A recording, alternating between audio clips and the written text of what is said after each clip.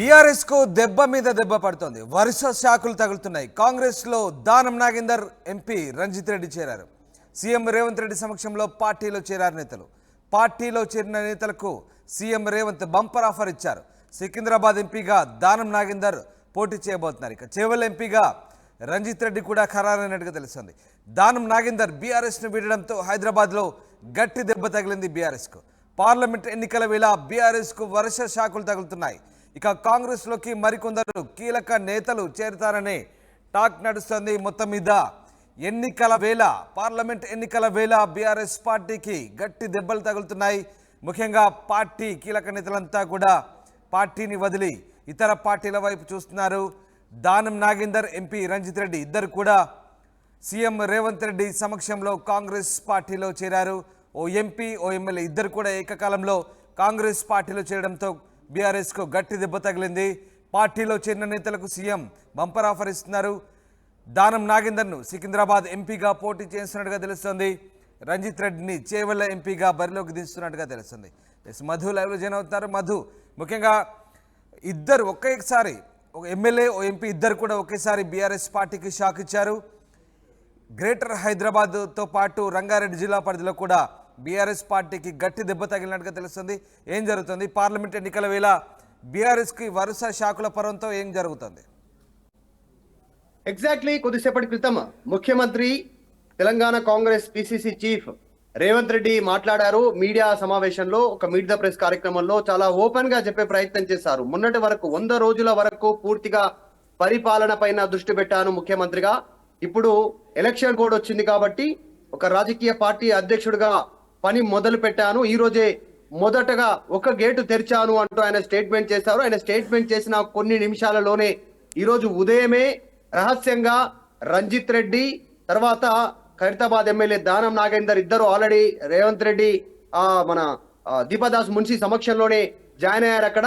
So ఆ విషయాన్ని ఇప్పుడు కొద్దిసేపటి క్రితం రివీల్ చేశారు. అధికారికంగా బయటికి ఫోటోలు, వీడియోలు రిలీజ్ చేశారు. దాంట్లో చేవెళ్ల సిట్టింగ్ ఎంపీ బీఆర్ఎస్ పార్టీకి సంబంధించి, అలాగే BRS party sitting MLA Danam Nagender Khairatabad నియోజకవర్గం నుంచి గెలిచినటువంటి వ్యక్తి. సో ఆయన జాయిన్ అయ్యారు. ఈ దానం నాగేందర్ కి సికింద్రాబాద్ నుంచి ఎంపీ టికెట్ కేటాయించనున్నట్టుగా తెలుస్తా ఉంది. ఆయన ఎమ్మెల్యే పదవికి కూడా రాజీనామా చేయనున్నారు. ఎమ్మెల్యే పదవికి రాజీనామా చేసిన తర్వాత మొత్తం ఖైరతాబాద్ నుంచి ఖైరతాబాద్ నుంచి కాంగ్రెస్ ఎంపీగా పోటీ చేస్తారు. ఆ తర్వాత రంజిత్ రెడ్డి ఏమో ఆల్రెడీ పార్టీకి రాజీనామా చేశారు. ఆయన బీఆర్ఎస్ ఎంపీగా ఉన్నారు. చేవెళ్ల నుంచి కాంగ్రెస్ ఎంపీగా పోటీ చేయనున్నారు వచ్చేటువంటి పార్లమెంటు ఎన్నికల్లో. సో కాబట్టి ఇది ఒక బిగ్ షాక్ అనే చెప్పాలి బీఆర్ఎస్ పార్టీకి. ముఖ్యంగా ఈ జిహెచ్ఎంసీ సరౌండింగ్ కి సంబంధించి చేవెళ్లలో కూడా, చేవెళ్ల నియోజకవర్గం కూడా సగం కుత్బుల్లాపూర్, కుకట్పల్లి, షేర్లింగంపల్లి ఈ ఏరియాలో సగం చేవెళ్ల నియోజకవర్గం కిందకి వస్తుంది, పార్లమెంట్ నియోజకవర్గం కిందకి. సో ఈ ప్రభావం కూడా పడే అవకాశం ఉంది. ఇప్పటికే చాలా మంది బీఆర్ఎస్ పార్టీకి సంబంధించినటువంటి ఎమ్మెల్యేలు గతంలోనే ముఖ్యమంత్రిని కలిశారు. సో వచ్చేటువంటి ఎన్నికల్లో వారు కూడా పార్టీ కండువా కప్పుకునేటువంటి అవకాశం ఉంది. ఇంకా వరుసగా చేవెళ్లకు సంబంధించినటువంటి, తర్వాత మిగతా నియోజకవర్గాలకు సంబంధించినటువంటి ఎమ్మెల్యేలు కూడా పార్టీలో జాయిన్ అవ్వనున్నారనేటువంటి చర్చ జరుగుతుంది. ప్రస్తుతం మాత్రం వీళ్ళిద్దరూ పార్టీలో జాయిన్ అయిపోయారు. సో రీసెంట్ గా Secunderabad ticket, MP ticket Congress party నుంచి ఆశించి మేయర్, మాజీ mayor Bontu Rammohan BRS party నుంచి కాంగ్రెస్ పార్టీలో జాయిన్ అయ్యారు. కానీ ఆయనకు ఒక బిగ్ షాక్ తగిలింది. ఆయన పేరు దాదాపు ఖరారైంది అనేటువంటిది పార్టీ అధిష్టానం చెప్పినప్పటికీ బొంతు రామ్మోహన్ కి దానం నాగేందర్ చెక్ పెట్టినట్టుగా తెలుస్తోంది. దానం నాగేందర్ సికింద్రాబాద్ ఎంపీ నుంచి పోటీ చేరున్నారు. ఇక గేట్లు తెరిచాము అనేటువంటి ఒక ప్రకటన ఏదైతే ముఖ్యమంత్రి రేవంత్ రెడ్డి చేశారో, సో దాదాపు బీఆర్ఎస్ పార్టీ ఖాళీ అయ్యే పరిస్థితి ఉంది జిహెచ్ఎంసీ సరౌండింగ్ లో అనేటువంటిది చర్చ ప్రారంభమైంది పొలిటికల్ సర్కిల్లో. రామ్, రైట్. అయితే ఇటు మాజీ మేయర్ బొంతు రామ్మోహన్ కోవైపు ఎంపీ ఆఫర్ ఇచ్చినట్టుగా తెలుస్తుంది. మరి దానం నాగేందర్ను మళ్ళీ ఎంపీ టికెట్ కూడా వరించబోతున్నట్టు వార్తలు వస్తున్నాయి. సో కాంగ్రెస్ పార్టీ ఎలాంటి డిసిషన్ తీసుకోబోతుంది? ముఖ్యంగా ఇప్పుడు ఇద్దరు నేతలు కూడా, ఓ సిట్టింగ్ ఎమ్మెల్యే, సిట్టింగ్ ఎంపీ ఇద్దరు కూడా పార్టీలో చేర్చుకొని ఎలాంటి హామీ ఇచ్చింది కాంగ్రెస్ పార్టీ? దానం నాగేందర్ గతంలో కాంగ్రెస్ లో పనిచేశారు, ఎమ్మెల్యేగా పనిచేశారు, మంత్రిగా పనిచేశారు, గ్రేటర్ హైదరాబాద్ కి సంబంధించినటువంటి కాంగ్రెస్ ప్రెసిడెంట్ గా కూడా పనిచేశారు. చాలా పరిచయాలు ఉన్నాయి. ముఖ్యంగా ఏఐసిసికి సంబంధించిన నేతలతో ఇప్పటికీ సత్సంబంధాలు ఉన్నాయి ఆయనకు. కాంగ్రెస్ పార్టీ నేతలంతా దానం నాగేందర్ కి అత్యంత సన్నిహితులు. ఇప్పుడున్నటువంటి మంత్రులు గాని, ఎమ్మెల్యేలు గాని, నాయకులు గాని, కీలక సంబంధించినటువంటి పోస్ట్ లో ఉన్నటువంటి ఏఐసిసి నాయకులు కానీ. సో దానం నాగేందర్ కు ఎంపీ టికెట్ కేటాయించాలనేటువంటిది పార్టీ నిర్ణయం తీసుకోవడం జరిగింది. బొంతు రామ్మోహన్ ఆ పదవికి అంటే ఆ ఎంపీగా ఆయనను అభ్యర్థిగా ప్రకటన చేస్తే గెలిచే పరిస్థితి లేదు అనేటువంటిది పార్టీలో చర్చ జరగడంతో బొంతు రామ్మోహన్ ను పక్కన పెట్టినట్టుగా తెలుస్తా ఉంది.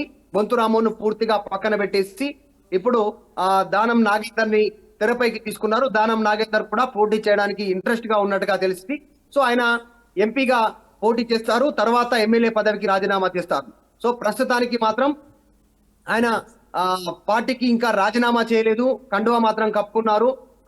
బీఆర్ఎస్ పార్టీకి ఇంకా రాజీనామా చేయలేదు, కండువా మాత్రం అఫీషియల్ గా కప్పుకున్నారు. వచ్చేటువంటి పార్లమెంట్ ఎన్నికల్లో బీఆర్ఎస్ అభ్యర్థిగా కాకుండా కాంగ్రెస్ పార్టీకి సంబంధించినటువంటి సికింద్రాబాద్ ఎంపీ క్యాండిడేట్ గా దానం నాగేందర్ పోటీ చేస్తారు. గ్రేటర్ హైదరాబాద్ లో ఆయనకు కాస్త పట్టుంది అనేటువంటిది పార్టీ భావించడము, గతంలో గ్రేటర్ హైదరాబాద్ అధ్యక్షుడిగా పనిచేసి ఉండడంతో పరిచయాలు ఉండడము అది పనికొస్తుంది అనేటువంటిది పార్టీ భావిస్తా ఉంది. ఒకవేళ కనుక సికింద్రాబాద్ పార్లమెంట్ లో ఫ్యూచర్ లో దానం నాగేందర్ పోటీ చేసి ఓడిపోయినప్పటికీ కూడా ఆయనకు ఖైరతాబాద్ నియోజకవర్గంలో ఆల్రెడీ ఎమ్మెల్యేగా ఉన్నారు. ఇక్కడ కూడా రాజీనామా చేపించి మళ్ళీ కాంగ్రెస్ పార్టీ ఎమ్మెల్యేగా పోటీ చేయించేసి ఇక్కడ మంత్రివర్గంలోకి తీసుకోవాలనేటువంటి ఆలోచనను కాంగ్రెస్ పార్టీ చేస్తున్నట్టుగా పార్టీలో చర్చ కొనసాగుతుంది. చూద్దాం ఏమవుతుందో. ప్రస్తుతం ఆయన ఎంపీగా గెలిస్తే మాత్రం ఇక్కడ ఖైరతాబాద్ లో బై ఎలక్షన్ వస్తుంది. బై ఎలక్షన్ లో పీజేఆర్ కూతురుకి మళ్ళీ పోటీలో నిలిపేటువంటి అవకాశం ఉంటుంది. ప్రస్తుతం మాత్రం ఇద్దరు, ఒక sitting MLA, sitting MP BRS పార్టీకి దూరమైనటువంటి సిచ్యువేషన్. ఇద్దరు కాంగ్రెస్ పార్టీలో జాయిన్ కావడంతో గ్రేటర్ లో మరింత మంది బీఆర్ఎస్ ను వీడి కాంగ్రెస్ లోకి చూస్తున్నట్టుగా చర్చ ప్రారంభమైంది. Right, thank you very much Madhu, thanks for the update. ఇది మొత్తం మీద బీఆర్ఎస్ కు వరుస షాకులు తగులుతున్నాయి. ఓ సిట్టింగ్ ఎమ్మెల్యే దానం నాగేందర్, అలాగే సిట్టింగ్ ఎంపీ రంజిత్ రెడ్డి ఇద్దరు కూడా కాంగ్రెస్ పార్టీలో చేరారు. పార్టీ ఇన్ఛార్జ్ దీపాదాస్ మున్షి అలాగే ముఖ్యమంత్రి రేవంత్ రెడ్డి సమక్షంలో ఇరువురు నేతలు కూడా పార్టీ కండువా కప్పుకున్నారు. పార్టీలో చేరిన నేతలకు సీఎం బంపర్ ఆఫర్ ఇచ్చారు. సికింద్రాబాద్ ఎంపీగా దానం, చేవల్ ఎంపీగా రంజిత్ రెడ్డి పోటీ చేయబోతున్నట్టుగా తెలుస్తోంది. దానం నాగేందర్ బీఆర్ఎస్ వీడంతో హైదరాబాద్లో పార్టీకి గట్టి దెబ్బ తగిలింది. పార్లమెంట్ ఎన్నికల వేళ బీఆర్ఎస్కు వరుస షాకులు తగులుతున్నాయి. మరికొంతమంది నేతలు కాంగ్రెస్ వైపు చూస్తున్నట్టుగా తెలుస్తోంది. అయితే మీట్ ది మీడియా కార్యక్రమంలో ముఖ్యమంత్రి రేవంత్ ఒక ఆసక్తికర కామెంట్ చేశారు. తమ పార్టీ గేట్లు తెరిస్తే ఇక పక్క పార్టీల సంగతి ఏంటంటూ ఆయన వ్యాఖ్యానించడం ఆసక్తికరంగా మారింది. ముఖ్యమంత్రి ఏం మాట్లాడారు ఒకసారి చూద్దాం. రోజులు మేము మంచి పరిపాలన అందించడానికి ఎవరొచ్చినా కూడా మేము చేరికల అనే విధానానికి పోకుండా మేము పరిపాలన అందించినాం. కానీ ప్రతిరోజు బీఆర్ఎస్ వాళ్ళు, బీజేపీ వాళ్ళు మీ ప్రభుత్వాన్ని పడగొడతాం అని చెప్పి వాళ్ళు కుట్రలు చేస్తున్నారు. కుట్రల్ని తిప్పికొట్టాలంటే మేము కొన్ని కఠినమైన నిర్ణయాలు తీసుకోవాల్సిన పరిస్థితి వచ్చింది.